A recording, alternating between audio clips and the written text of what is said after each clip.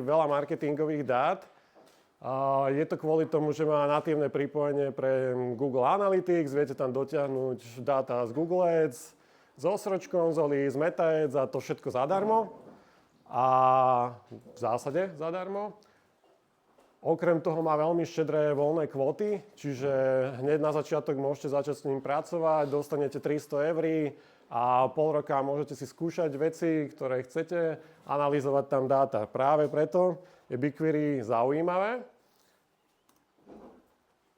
Niečo veľmi krátko o mne. Zaoberám sa, teda čo sa zaujímam, je data engineering, server-side GTM a machine learning. Nevravím, že všetko z toho robím každý deň, teda okrem server-sideu, ale ostatné veci sú skôr také, že z času na čas. OK, a predtým, než začneme vôbec, jedna podstatná vec. Bezpečnosť pri práci je dôležitejšia ako práca samotná. Čo to znamená z pohľadu práce na cloude? To, že je veľmi dôležité si nastaviť limity, jednak budžetu a kvót. Ja vám o chvíľočku ukážem, čo to znamená v praxi. A je to kvôli tomu, že na cloude veľmi rýchlo miniete stovky, aj tisíce eur. Keď si nedáte pozor na to, čo robíte, preskenujete veľkú databázu, zbehnete pár querín, niečo nastavíte, čo ste nemali a na konci mesiaca vám príde účet na pár tisíc. Zatiaľ som videl iba v rádoch tisícov, že prišlo klientovi, že niečo bolo zlé, ale stáva sa. Čiže, ako to vyzerá prakticky? Prakticky to vyzerá takto, že keď si založíte účet, tak to vyzerá BigQuery, keď prídete dovnútra. Je to veľmi jednoduché. Tuto je, že billing. Vôjdete do billingu, preklikáte sa takýmito obrazovkami. Dúfajme, že to pôjde, lebo to live demo to už tak býva. Áno, je to reálny účet. Pracujem pre Days, vidíte ich, že tam vlastne v tomto konkrétnom nie je nič také prevratné. A sú tu takéto že budžety, kde si nastavíte upozornenia na čerpanie budžetu v celom GCP projekte, ale aj v Google Cloude. To znamená, nastavíte si tu normálne, že treba 25 eur, ste ochotní teda minút za mesiac, nastavíte si, aby vám prišiel e-mail, keď sa minie polovica, 3/4 alebo celý, alebo si to nastavíte nejako inak a nastavíte si tam nejaké e-maily, alebo kam vám to má prísť, to upozornenie, save a vybavené. Vie vám to fakt, že zachrániť kopec peňazí. Mne to teda zachránilo zo pár stovák už, lebo som nechtiac osobne zapol jednu službu na BigQuery a odišiel som na dovolenku, kde mi potom kolega z kancelárie písal na Slack, že vypni to, lebo každú hodinu tam odchádzajú 2 eurá a keď sa vráti za 2 týždne, tak proste to bude až moc. Tak som potom v Ríme na námestí z telefónu vypínal lápiny, aby teda sa zbytočne nečerpali peniaze. Keby som o tom nevedel, tak príde až faktúra a potom mi to zrátajú všetko, že OK. Lebo všetko na cloude sa loguje, čiže každý vie, čo ste tam urobili, akú query ste sa spýtali, čokoľvek, kedy ste sa prihlásili a niečo ste tam poklikali. To je jedna vec, ako si treba nastaviť na začiatku niečo, aby vás to chránilo pred zbytočnou stratou peňazí. A druhé je vlastne, že kvóty. Tak ako som vravel, v BigQuery nemáte problém spustiť nejakú querynu, ktorá preskenuje terabajty dát, trvá to minútku a zrazu zistíte, že odišlo vám 100 eur. Našťastie zvyčajne nerobíme s takými veľkými dátami, že nie je to úplne až také zlé, ale zažil som, že zlým nastavením sa klientovi spúšťala v podstate query na každých pár minút v zásade. Potom mesiaci to spravilo nejakých 1500 eur. Zbytočne v podstate. Takúto kvótu si nastavíte napríklad takto, že to sú také, že settings, respektíve, aby som to rozklikol, tak je to BigQuery, také ľavé menu, tuto sú že settings a v tom settings si nájdete jednoducho, že limit pre limit the number of query bytes processed, dáte si to, že prepísať a dáte si tam nejaké číslo, že koľko bajtov, že chcete, mám slovenskú klávesnicu, prečo? Takto. 3, raz, 2, 3, povedzme, že takto. Yes, it's helpful. A v podstate vybavené. Za chvíľku uvidíte, aký efekt to bude mať. Čiže predtým, než začnete na cloude hrať sa s tým, robiť tam niečo, fakt si overte, že máte tam ten budget, ktorý vás upozorní a v prípade si nastavujete kvóty. Nie sú to jediné dve miesta, kde sa kvóty nastavujú. Ešte vám potom ukážem jedno, keď robíte s AI-kom, nejakými agentmi. Čiže BigQuery nie je v zásade drahé, ale drahé je nevedieť, čo robíte, alebo nemať nastavené také limity. OK, AI v BigQuery. Čiže jedna vec, ako môžete používať Gemini, je vlastne generovať SQL príkazy z prírodzeného jazyka. Čiže áno, už sa nemusíte učiť ani tých 5, ktorých tu bolo spomínaných, select, group by a podobne. Už stačí, to je také, že pasívne SQL, že viete to čítať, ale nemusíte to vedieť písať. To je jak pasívna angličtina. V zásade to funguje podobne. Povedzme, že ak nám to tu pôjde, idem do takého, že BigQuery Studio a tu nie tu, ale tu máme taký, že dataset, marketingové kampane a tu je taká syntetická nejaká, že vymyslená tabuľka s kampaňami, ktoré dáta vyzerajú zhruba takto. Sú tu teda nejak rozdelené Slovensko, Česko a sú tu kampane z Google Ads, z Mety a z Microsoftu, povedzme. A na to, aby ste nemuseli teda hovoriť človeku ako ja, čiže analytikovi, že hej, počuj, aby som potreboval z BigQuery vedieť nejakú informáciu. Tak jednoducho si tam idete sami a pozriete si to, vyklikáte. Keď ste si nie na konci dňa úplne istí, že či tá odpoveď je správna, tak potom sa spýtate toho analytika alebo niekoho, že vieš čo, prosím ťa, že over mi to, že je to naozaj takto, ako som si to tam ja vyklikal. Ale častokrát na tú prvú, keď potrebujete vedieť dáta z GA4 alebo niečo, čo už klient alebo vy máte v BigQuery, pokojne si tam môžete ísť sami. A vyzerá to zhruba takto, že máte tu, že query. A no, poď, tuto, hop.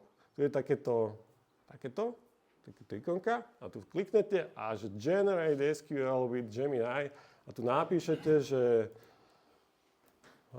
výber jedinečné názvy kampaní, ja neviem, z SK, povedzme. Uvidíme, čo to spraví. Že dáte mu to, že generuj, chvíľu počkáte, on sa pozrie, čo to tam vôbec máte, OK. A teraz si to prečítate, že select, výber, distinct, to je asi po anglicky, že jedinečné kampane z nejakej tabulky, kde country SK looks good. Dám, že insert. A toto môžem treba, že zmázať, aby sa mi to tam neplietlo. A túto by som rád upozornil dolu, že maximum bytes build, to je ten limit, ktorý sme si nastavili.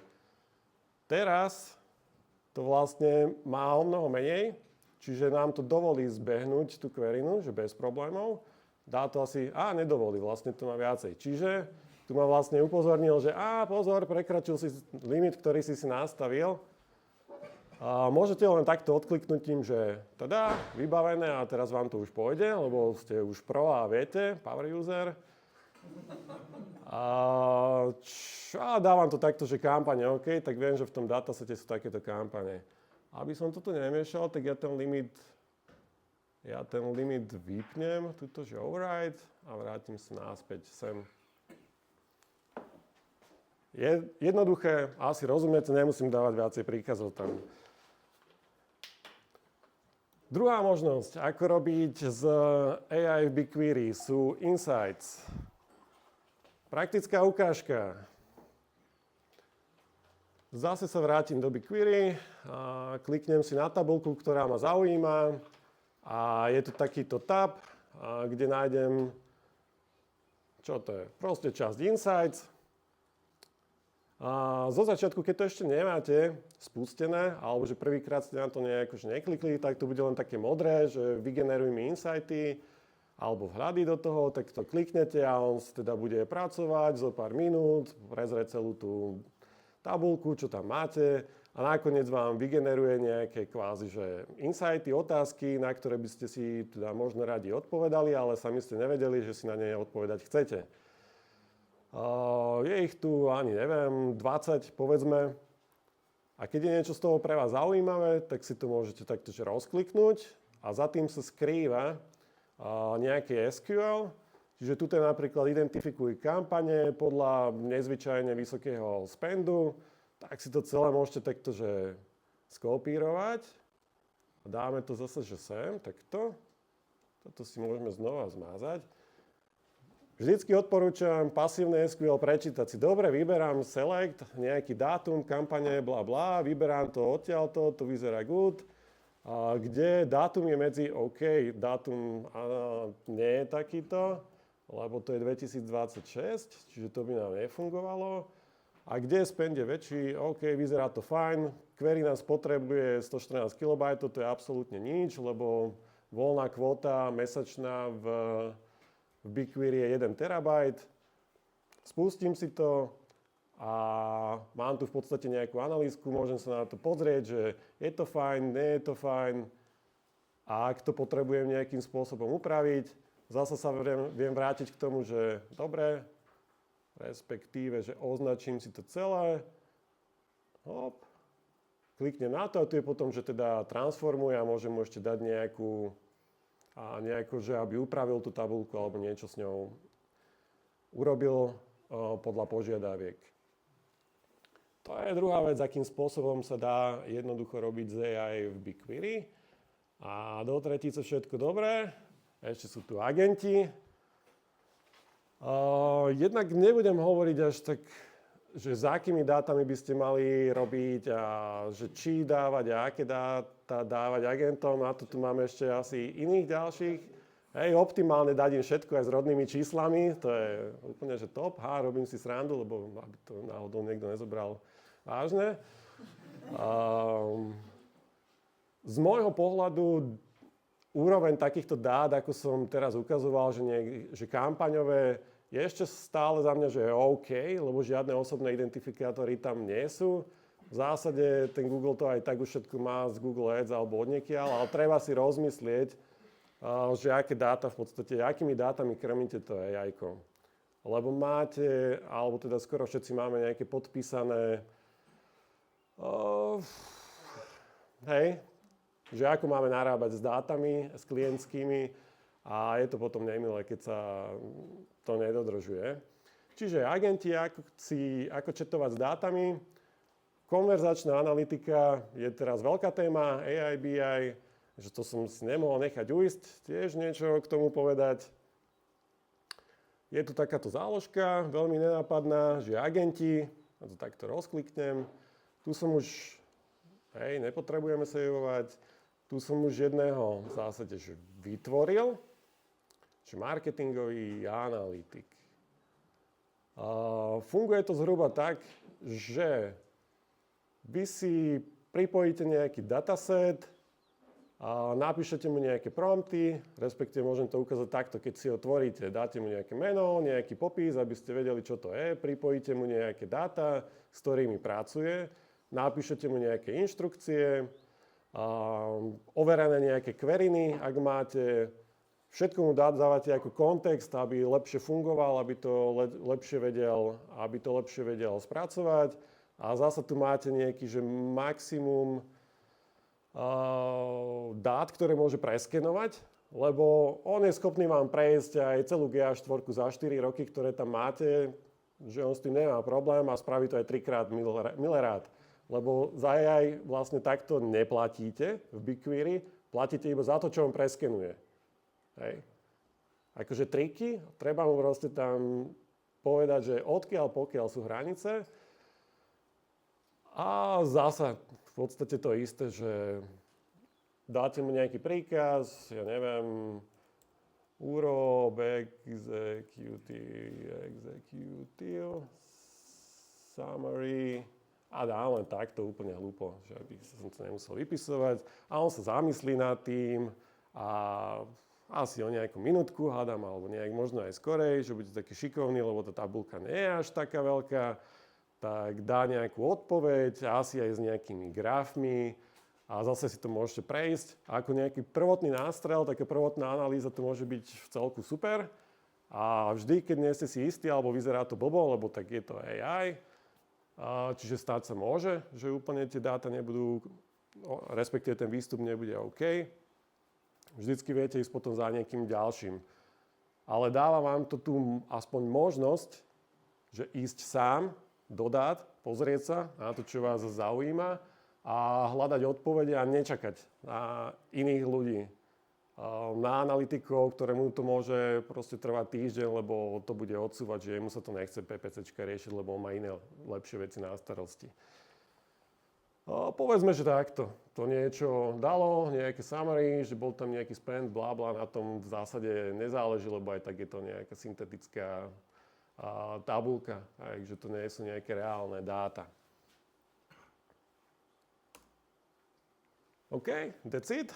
Čiže čo ďalej? Toto je adreska, na ktorú keď sa prihlásite, tak v podstate sa dostanete do BigQuery alebo do Google Cloudu, tak? A ako som povedal, keď sa prihlasujete prvýkrát, dostanete nejaký free budget, nejakých 300 eur, ktoré môžete minúť za pol roka a môžete si skúšať veci. Mnoho klientov teda má BigQuery zriadené, teda aspoň našich, robím Predays, mimochodom, ak som to nespomenul. Takže stačí, že máte vlastný účet a potom vám oni sprístupnia svoje dáta, ak to teda je možné v rámci všetkých tých obmedzení.